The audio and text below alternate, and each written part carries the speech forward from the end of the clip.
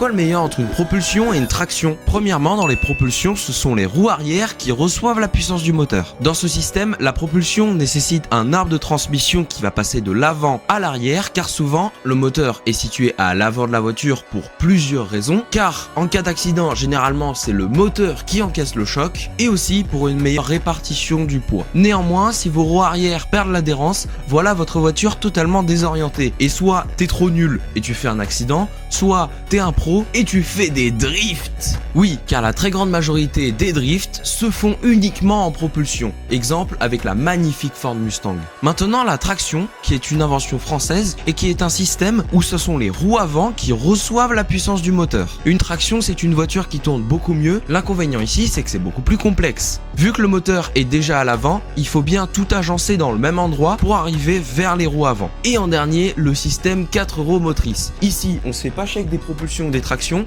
on met la puissance dans les 4 roues en même temps. Ce système est beaucoup plus efficace car on peut distribuer la puissance équitablement sur les 4 roues, ce qui donne des véhicules qui dérapent beaucoup moins, mais surtout un système bien plus adapté pour les voitures tout-terrain. Néanmoins, parce qu'il y a toujours des défauts, ça nécessite une transmission avant et arrière avec des différentiels et plein de trucs compliqués, ce qui donne une voiture bien plus lourde. Donc si on veut faire une voiture sportive, donc plus légère, c'est pas une très bonne idée d'avoir une 4 roues motrices, sauf quelques exceptions, comme la magnifique Subaru Impreza ou encore quelques nouvelles Ferrari. Et n'hésite pas à t'abonner si tu as appris quelque chose.